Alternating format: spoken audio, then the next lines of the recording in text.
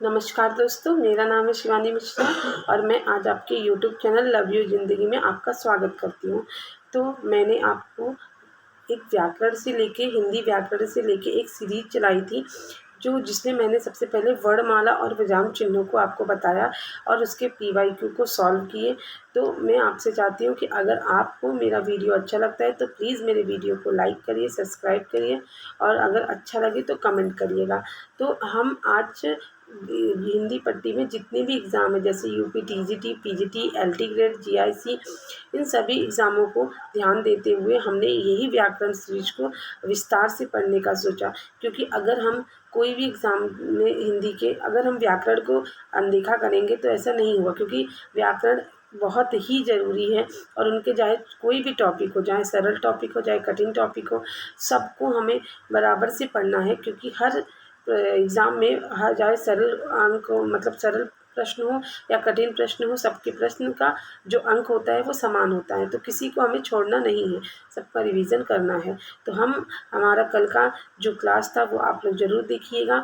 मैं आज आप लोगों को अध्याय 2 में शब्द रचना, उपसर्ग और प्रत्यय को पढ़ाऊँगी। तो आप लोग थोड़ा देखिएगा। अगर मेरे पढ़ाने से आपको समझ में आ रहा है तो प्लीज़ मुझे कमेंट करके ज़रूर बताइएगा। तो मैं आज आपको सबसे पहले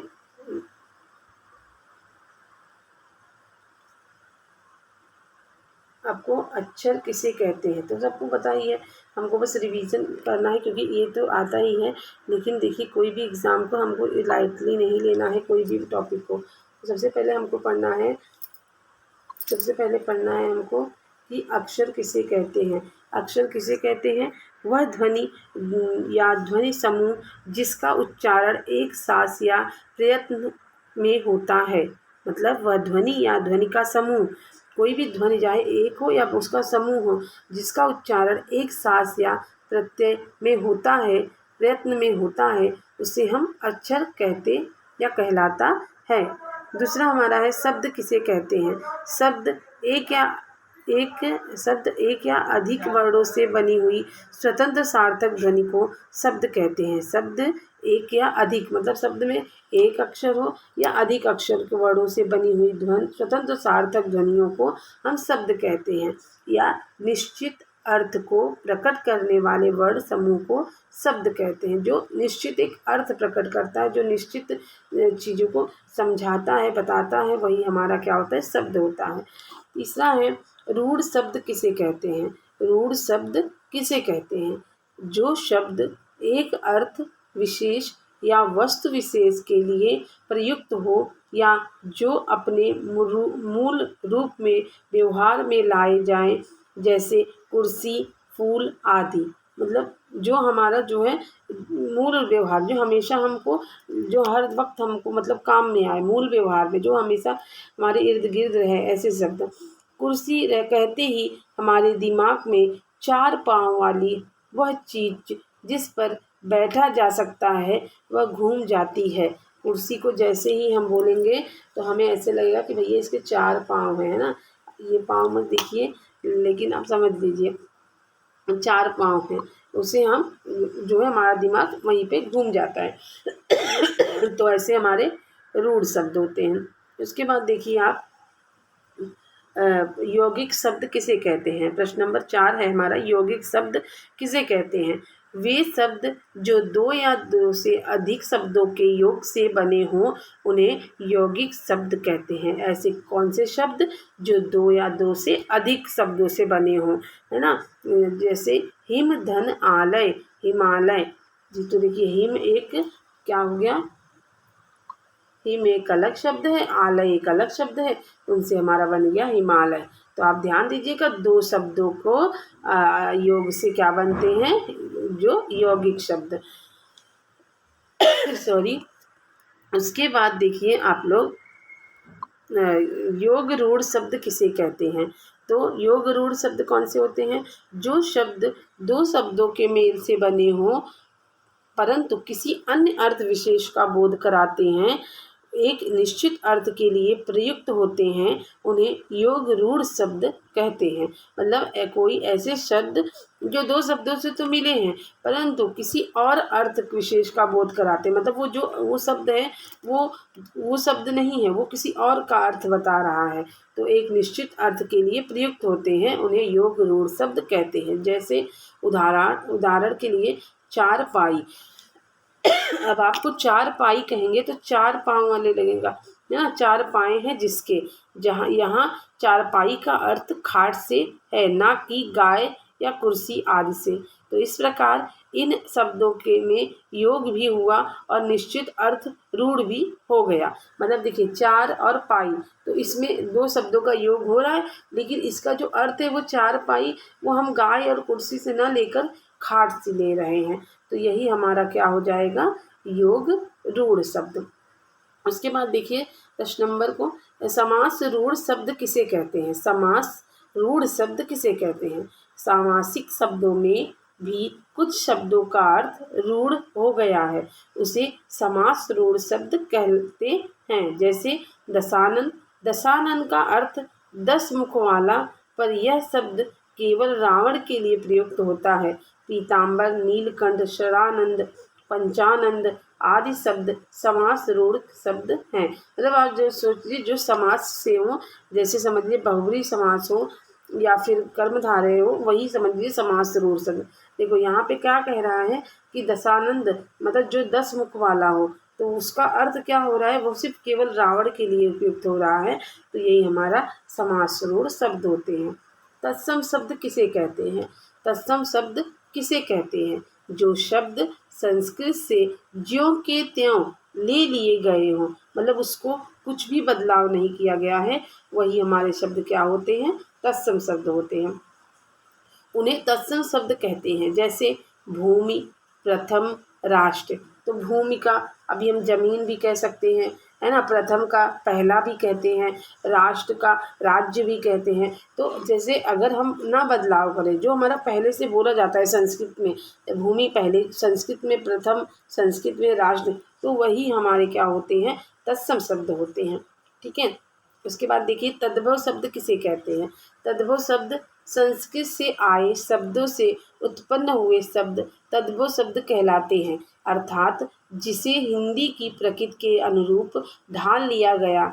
मतलब संस्कृत से आए शब्दों से उत्पन्न शब्द तद्भव शब्द कहलाते हैं, अर्थात हिंदी मतलब जो भी शब्द जो संस्कृत में थे लेकिन उनका रूप थोड़ा बदल दिया गया है, तो वही हमारे क्या होते हैं, तद्भव होते हैं। अर्थात जिसे हिंदी की प्रकृति के अनुरूप ढाल लिया गया है, जैसे जो हिंदी भाषा है उसमें उसको थोड़ा बदलाव कर दिया गया है, वही हमारे होते हैं तद्भव शब्द। जैसे काम, बरस, माँ आदि। काम का कार्य होता था संस्कृत में, बरस का वर्ष होता था, माँ का माता होता था। ठीक है, ऐसे हो गए, ये हमारे तद्भव शब्द हो गए। आगत शब्द या विदेशी शब्द किसे कहते हैं। आगत शब्द, आगत या विदेशी शब्द किसे कहते हैं, जो शब्द किसी दूसरी भाषा से स्वीकार कर लिए गए, जैसे कैंची, बटन, तोप, कागज आदि। ऐसा लगता है कि कैंची तो हम बहुत पुराने से बोल रहे तो हमारा, लेकिन नहीं, ये दूसरे भाषा विदेशी शब्द हैं ये सब। कैंची हो गया, बटन हो गया, तोप हो गया, कागज हो गया, तो ये सब हमारा जो है अलग शब्द होते हैं। मैं ये इसलिए बता रही हूँ आप लोगों को परिभाषा के साथ, क्योंकि ज़रूरी नहीं है कि LT ग्रेड, UP TGT जो बहुत बार दे चुके हैं, जो बहुत दिनों से तैयारी कर रहे हैं, उनको तो सब विस्तार से ही आता है, क्योंकि वो तो मतलब इतना निपुण हो जाते हैं जो हर चीज़ उनको पता है। लेकिन जो बच्चे नए हैं जिन्होंने अभी या फिर शुरुआत की है कंपटीशन एग्ज़ामों की, तो मैं ये वीडियो उनके लिए भी है, क्योंकि आप विस्तार से पढ़िए कोई चीज़ को, मतलब एक एक चीज़ों को हमें पढ़ना पड़ता है, तब जाके हमारा कहीं सिलेक्शन होता है। ठीक है। जो कुछ तो ज्यों के त्यों लिए गए हैं, जैसे कागज, ऑफिस आदि। कुछ को हिंदी की प्रकृति के अनुरूप ढाल लिया गया है, जैसे जमीन, त्रासदी आदि। ठीक है। तो ये हमारे आगत या विदेशी शब्द होते हैं। अब देसी शब्द किसे कहते हैं। देसी शब्द किसे कहते हैं, तो देसी शब्द देखिए आप लोग, स्थानीय बोलियों या उपभाषाओं से आए क्षेत्रीय शब्द देसी या देसी शब्द कहे जाते हैं, जैसे ढूंढना, खाट आदि, है ना। जैसे डिबरी, डिबिया, है ना, ये जो शब्द होते हैं ये हमारे देसी शब्द होते हैं। ठीक है। अब संकर शब्द, जैसे कि नाम से ही स्पष्ट हो गया कि दो भाषाओं के मिश्रण से बने शब्द संकर कहलाते हैं। मतलब आपको पता चलना चाहिए जो संकर शब्द होते हैं वो दो भाषाओं से मिलकर बनते हैं। ठीक है। जैसे रेलगाड़ी, रेलगाड़ी मतलब रेल, रेल एक अंग्रेजी शब्द है और गाड़ी एक हिंदी शब्द है। तो रेल अंग्रेजी शब्द और गाड़ी हिंदी शब्द दोनों मिलके क्या बन गए, रेल गाड़ी। तो रेलगाड़ी शब्द बन गया तो वो एक संकर शब्द है। जांच करता, तो जांच एक हिंदी शब्द है और करता एक संस्कृत शब्द है।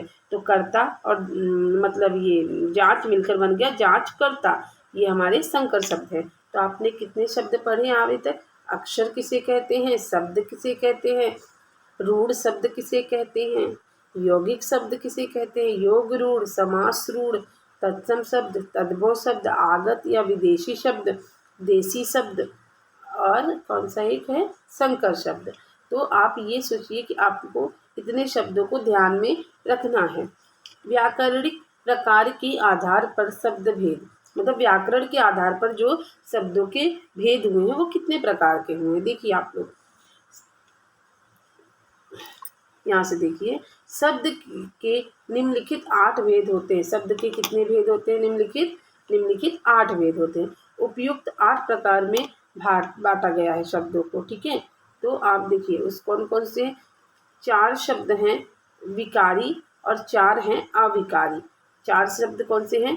विकारी हैं और 4 अविकारी हैं। तो पहला है संज्ञा, सर्वनाम, विशेषण, क्रिया। तो जो विकारी शब्द हैं उनको वो क्या है? संज्ञा है, सर्वनाम है, विशेषण है, क्रिया है। और 4 अविकारी शब्द हैं। तो 4 अविकारी शब्द कौन से हैं? समुच्चय बोधक, क्रिया विशेषण, संबंध बोधक, विस्मयादि बोधक। ठीक है। तो आपको पता चल गया कि 8 शब्दों के कितने प्रकार होते हैं। शब्दों के हमारे 8 प्रकार होते हैं। 4 विकारी शब्द होते हैं और 4 अविकारी शब्द होते हैं। तो ठीक है, इतना समझ में आया आपको। फिर हम आगे पढ़ते हैं। अब हमारा है टॉपिक जो हम आज का, वो है उपसर्ग व प्रत्यय। ये बहुत ही इम्पोर्टेंट है, कोई भी एग्जाम हो ये प्रश्न पूछना ही है, निश्चित होता है। तो उपसर्ग, उपसर्ग का उप माने क्या होता है? समीप। उप माने समीप और सर्ग माने सृष्टि करना।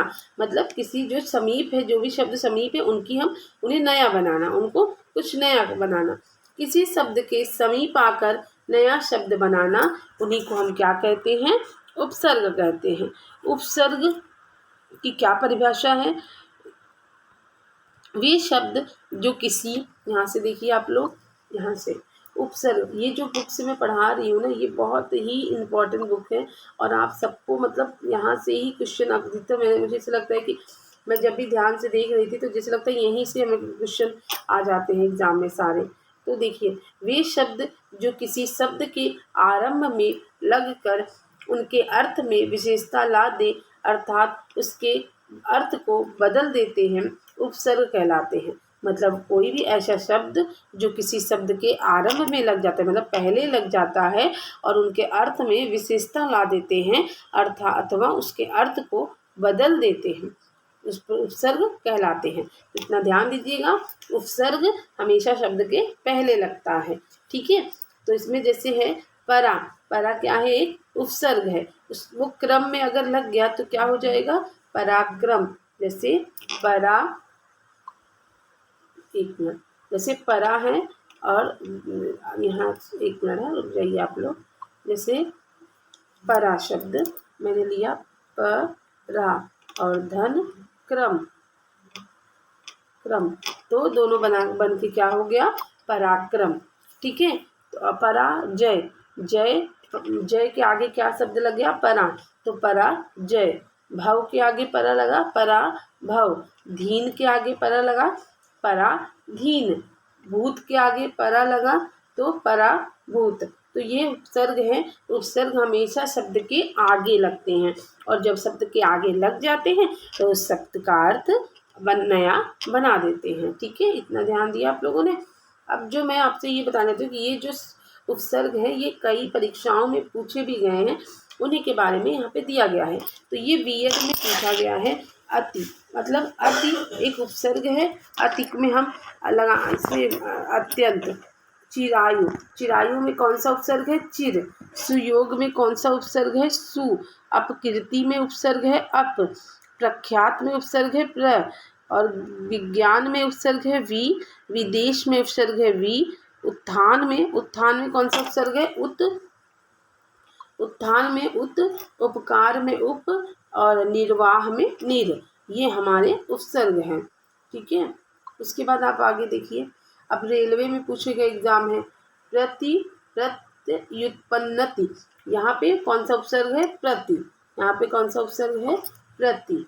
अब अस्पृश्य में इस आ हटा दे तो अस्पृश्य हो जाएगा, तो ये आ उपसर्ग है। आगमन, गमन में आ उपसर्ग लग गया तो आगमन। निबंध, बंध में नी लग गया तो निबंध। ठीक है, प्रतिकूल, प्रतिकूल में प्रति धन कूल। अतिचार, तो यहाँ पे चार में अति लगा तो ये अतिचार।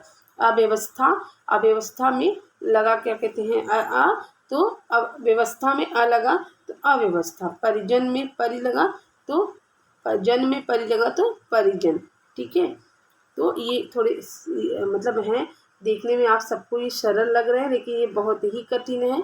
अब यहाँ पे मैंने एक चार्ट में आपको बताऊंगी कि शब्द भेद। ठीक है, तो शब्द कितने प्रकार के होते हैं? शब्द हमारे होते हैं दो प्रकार के, एक सार्थक शब्द होते हैं और एक निरर्थक शब्द होते हैं। शब्द कितने प्रकार के होते हैं? दो होते हैं, सार्थक और निरर्थक। ठीक है, उसके बाद आप देखिए फिर सार्थक जो शब्द होते हैं वो कितने भेद होते हैं? सार्थक जो शब्दों के भेद बताए थे, तो उनके कितने भेद होते हैं? सार्थक जो शब्द होते हैं उनके कितने भेद होते हैं? 3 भेद होते हैं जो सार्थक शब्द है। ठीक है, तो कौन कौन से 3 भेद होते हैं? पहला होता है रचना के आधार पर, उत्पत्ति के आधार पर, अर्थ के आधार पर। कितने के भेद होते हैं सार्थक शब्दों के? 3।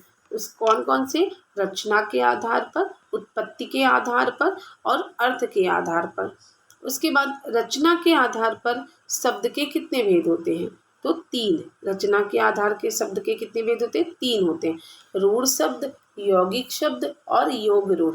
मैंने अभी आपको बताया था रूढ़ शब्द, यौगिक शब्द, योग रूढ़। आगे तो जैसे यौगिक शब्द मैंने बताया था आपको, क्या था? प्रधानमंत्री। योग रूढ़ शब्द कौन से था? तो जैसे चार माई। उसके बाद रूढ़ शब्द जैसे था कुर्सी। ठीक है, ऐसे शब्द जो होते हैं हमारे वो रचना के आधार पर कितने हैं शब्द? 3। रूढ़, यौगिक और योग रूढ़। उत्पत्ति के आधार पर कितने शब्द थे? तत्सम, तद्भव, विदेशी और संकर। उत्पत्ति के आधार पे कितने भेद हैं? तद्भव, तत्सम, विदेशी और संकर। तो एक मिनट ध्यान दीजिए, यहाँ पे विकार के आधार पर भी भेद है। तो यहाँ पे जो है सार्थक शब्दों के 4 भेद हैं, 4 भेद है सार्थक शब्दों के। ठीक है, वो भूल गई थी थोड़ा। तो उसके बाद उत्पत्ति के आधार पर कितने हो गए? तद्भव, तत्सम, विदेशी, संकर। अब बस इतना ध्यान दीजिएगा कि रचना के आधार पर 3 हैं, रूढ़, यौगिक और योग रूढ़। और उत्पत्ति के आधार पर 4 हैं, तद्भव, तत्सम, विदेशी और संकर। और अर्थ के आधार पर कितने हो गए? एकार्थी 4 हैं, अर्थ के आधार पर भी 4 हैं। एकार्थी, अनेकार्थी, पर्यायवाची और विपरीतार्थी, मतलब एक वचन बहुवचन जैसे होते हैं ना, वो सब हैं। ठीक है, फिर विकार के आधार पर, शब्द के विकार के आधार, पहला कौन सा था? पहला आप देखो रचना, एक मिनट है, रचना के आधार पर एक हो गया। दूसरा हो गया उत्पत्ति के आधार पर। फिर तीसरा हो गया अर्थ के आधार पर। फिर चौथा हो गया इसके आधार पर? विकार के आधार पर। चौथा हो गया विकार के आधार पर। तो ये 4 हमारे सार्थक शब्द होते हैं। ठीक है, अब हम देखिए जो विकार के आधार पे शब्दों को देखिए तो विकारी और अविकारी, मैंने अभी बताया था शब्द में विकारी और अविकारी। तो संज्ञा, सर्वनाम, विशेषण और क्रिया। तो विकारी शब्द कितने होते हैं? विकारी शब्द भी 4 होते हैं। कितने होते हैं? 4। कौन कौन से? संज्ञा, सर्वनाम, क्रिया, विशेषण। उसके बाद अविकारी शब्द। अविकारी शब्द कितने होते हैं? वो भी 4 होते हैं। कौन कौन से? देखिए, क्रिया विशेषण, संबंध बोधक, असमुच्चय बोधक, विस्मय आदि बोधक। ये हमारे 4 जो हैं क्रिया विशेषण होते हैं। अब आप आगे देखिए।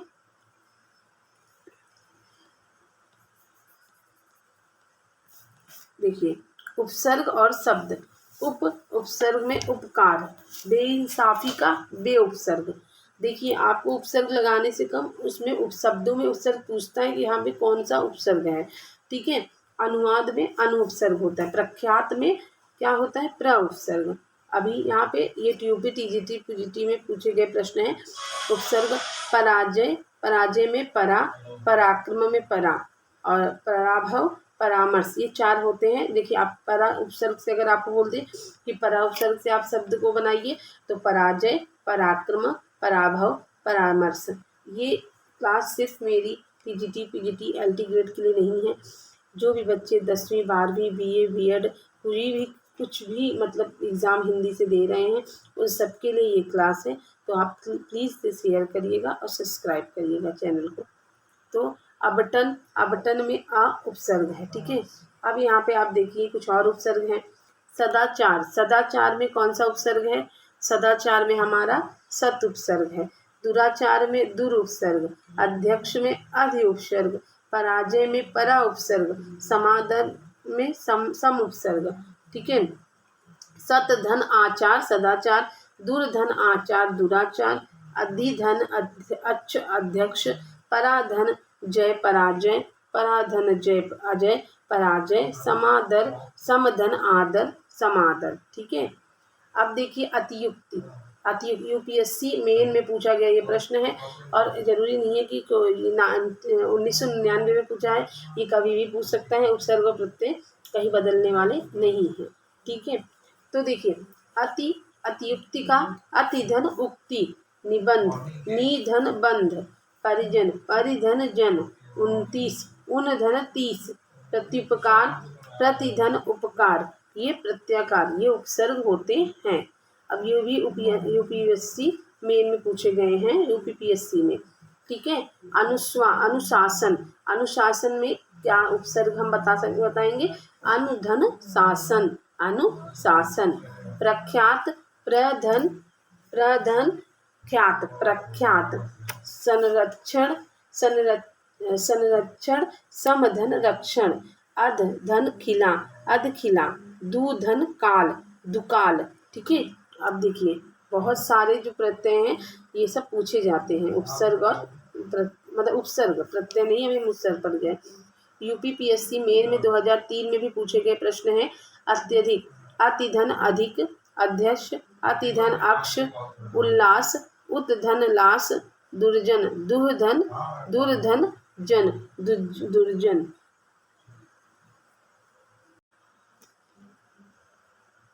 फिर उसके बाद हम देखिए, उसके बाद हमारा यहाँ पे देखिए दुष्चरित। दुष्चरित में हम क्या पढ़ रहे हैं कि दुर्धन चरित। निर्भय, निर्भय का निधन भय, निर्भय में निधन भय। संतोष, संतोष में पढ़ रहे हैं संतोष, संतोष समधन तोष। संहार, समधनहार। अभ्यास, अभिधन आस, अभ्यास। ठीक है। इससे बहुत सारे उपसर्ग हैं। आपको कि जितने भी उपसर्ग चाहिए सारे इसमें हैं, जो भी एग्जाम में पूछे जाते हैं। तो फिर आप ध्यान दीजिए, अब ऊ से है। ये भी यूपीपीसीएस मेन में 2004 में पूछे गए हैं। तो देखिए, यहाँ से ही उपसर्ग के प्रश्न बनेंगे। मतलब जरूरी नहीं इस बुक से, लेकिन हर बुक में यही सब रहते हैं। तो मैं बस, मेरा ये मानना है कि अगर आप मेरी क्लास को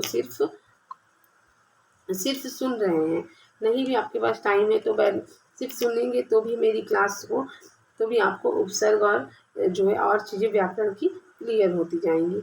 तो अति धन अतिवृष्ट, तो अतिवृष्ट में अति, अनध में अ उपसर्ग, दुराचारी, दुराचारी में दुर उपसर्ग, निश्चित, निश्चित में नी उपसर्ग। ठीक है। अब आर्द्र, आर्द्र में आ उपसर्ग, विशेष, विशेष में वी उपसर्ग, सापेक्ष, सापेक्ष में स उपसर्ग, उन्नति, उन्नति में उ उपसर्ग, कृतघ्न में क्री उपसर्ग। ठीक है। उसके बाद देखिए फिर ये भी 2008 में पूछा गया है। प्रख्यात, प्रख्यात में कौन सा उपसर्ग होगा? प्र, प्रख्यात में प्र उपसर्ग, प्रति, प्रति में प्रत्युपकार, अत्यधिक अति उपसर्ग, अति, अतिष्ठता आदि उपसर्ग, बदकिस्मत बद उपसर्ग, सुसंगठित सु उपसर्ग, अभियान अभि उपसर्ग। इसमें से ये जरूर याद, बदकिस्मत हो गया, सुसंगठित हो गया, प्रत्युपकार हो गया, ये सब इम्पोर्टेंट होते हैं। ठीक है। उसके बाद अब इसमें देखिए अत्यधिक, अत्यधिक में हमारा अति उपसर्ग है ना। उसके बाद अनुज, अनुज में अनु उपसर्ग। अभी हम जो नए कोई किसी किसी को नहीं आ रहा तो वो इसमें नहीं जानेगा कि ये उपसर्ग है। ठीक है। तो अनुज, अनुज में अनु उपसर्ग, विस्मरण में वी उपसर्ग। उसके बाद कुपात्र, कुपात्र में कु उपसर्ग, समालोचना, समालोचना जरूर इम्पोर्टेंट होता है तो सम उपसर्ग, अभिमुख अभि उपसर्ग, अत्याचार अति उपसर्ग। ठीक है। बहुत सारे उपसर्ग हैं, आप पढ़िए ध्यान से तो आपको समझ में आएंगे। समालोचना, समालोचना में सम उपसर्ग, अभिमुख में अभि उपसर्ग और अत्याचार, अत्याचार में अति उपसर्ग होते हैं। ठीक है। सुसंगठित, सुसंगठित में सु उपसर्ग, सुसंगठित इम्पोर्टेंट है और अभियान भी इम्पोर्टेंट है। सुसंगठित में सु उपसर्ग, अभियान में अभि उपसर्ग। दूसरा फिर देखिए 59। और एक बात, आप अगर आप कोई भी पेपर दे रहे हैं तो आप पहले संस्कृत के जो है अंक होते हैं 1 2 3 1, तो ये जरूर ही पढ़ लीजिएगा क्योंकि वो 1 नंबर तो आना ही आना है। ठीक है। 59, 59 उन उपसर्ग, निकम्मा में नी उपसर्ग, नादान में ना उपसर्ग, दुबला में दू उपसर्ग, लाचार में ला उपसर्ग। उसके बाद आप देखिए कुसंगति, कुसंगति में कौन से होते हैं? कु उपसर्ग, दुर्जन, दुर्जन में दु उपसर्ग और अत्युत्कट में अ उपसर्ग। उसके बाद अनधिकार, अनधिकार में अन उपसर्ग होता है, व्यर्थ में वी उपसर्ग होता है। तो ठीक है। तो ये सब हमारे उपसर्ग थे जो एग्जाम में पूछे जाते हैं। अब आप उसके बाद देखिए यहाँ पे भी मतलब आप इतने उपसर्ग आप पढ़ लेंगे तो आपका इससे बाहर एग्जाम में नहीं जाएगा। ठीक है। तो आप देखिए यहाँ पे अनुज में आपने पहले ही पढ़ा कि अनुज में कौन सा उपसर्ग होता है? अनु उपसर्ग। निमिलित, निमिलित में नी उपसर्ग,